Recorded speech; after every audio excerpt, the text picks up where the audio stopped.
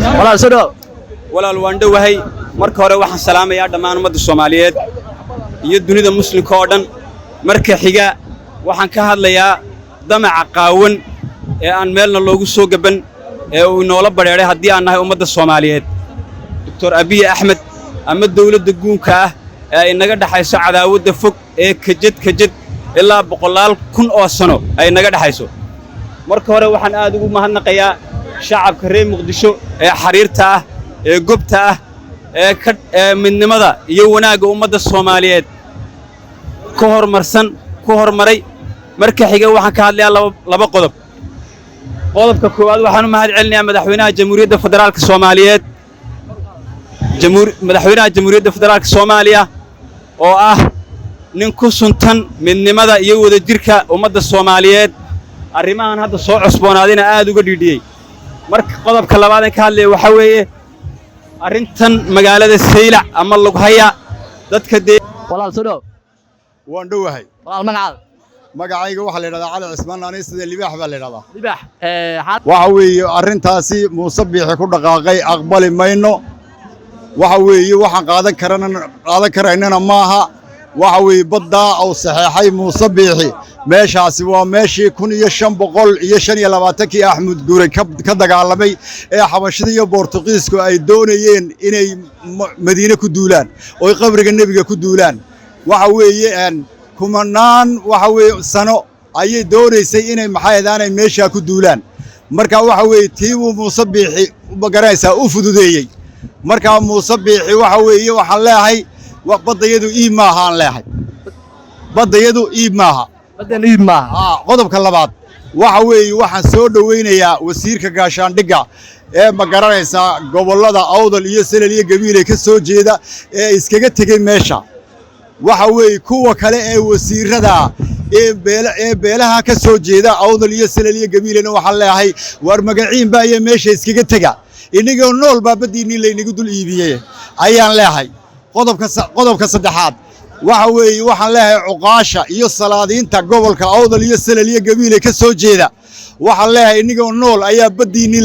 laynagu dul iibsaday ee waxa weeye maryaha dumarka xidhaan leeyahay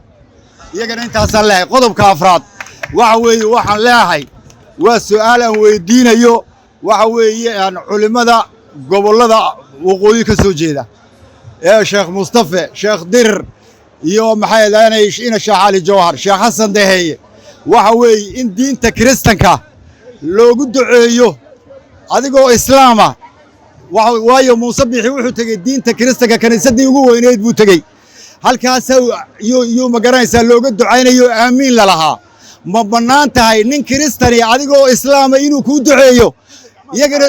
isagoo waliba magaranaysa aamiin tahaya su'aashana culimadaas aan weydiinayaa waxaan leeyahay waxa weeye maanta waan ku faraxsanahay dabaaldegan ummadda Soomaaliyeed ha iskugu timiday waxa weeye Soomaali weynna waxaan leeyahay naf iyo maal iyo dhiigba weyna dalkiina u hurtaan Soomaaliya ha midowdo Soomaaliya ha noolaato badayadu kuma qanacsan أنصار عمر سوري وأنس وادو أدي وخلدنتها هذه قلدنتها مرك علينا بدنا إيب ما ولا والله سوري وادو مرك مهيب مهيب مهيب من دون إني بدنا إنتوبي قاتل من دون إنه إنتوبي قاتل دوني من بدنا وما والله سوري وادو والله المقعد إبراهيم محمود حسين إبراهيم محمود حسين waxaas waa iska hadlaan leenahay hadaan shacabka Soomaaliyeed waxaan leenahay waxaas wax ka jiraan ana aragnaa mana rabno dhulkeena qayb kamid in la bixiyo qaasatan badeena hadii loo fiiriyo damaca Ethiopia Falastiin waa taa ogeedeen Israa'iil waxay ku soo gashay deegaan ahaan ku soo gashay haddana waa aragnaa waxay ku dhigayso marka konton sano kadib jiilka imaan doono marka waa la dareemi karaa waxyaabo ay macnaha la kulmi karaan dhulkooda in la wareego ay xorriyadooda in la dagaalo kale waxyaabo badan ka dhalan kara marka waxaan leenahay kor iyo hoos ma doonin anaga ma doonin in badal la wareegsan saak ma doonin saakin doonin walaal soo dhaw walaal magacaada Abdullahi Maxamed Ibrahim Abdullahi waxa wareegsan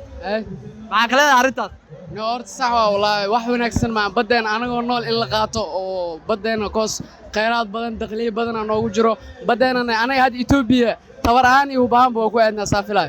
اوكي هذا معلنا وما اقول توبي وقلنا أنا دجالة ديارنا دغالا ساق ديارو ساك دجالة ديارنا ايوه ما سنت والله سدو وادوه والله المقعد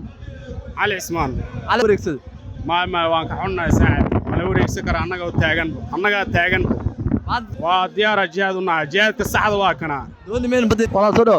dhawaa walaal maya ma rabna inaa badeena lala wareegsado waxaan rabnaa badeena nus ka mid ah inaan qofna qaadanin Itoobiya oo ku jihaadina diyaar ah una la dagaalno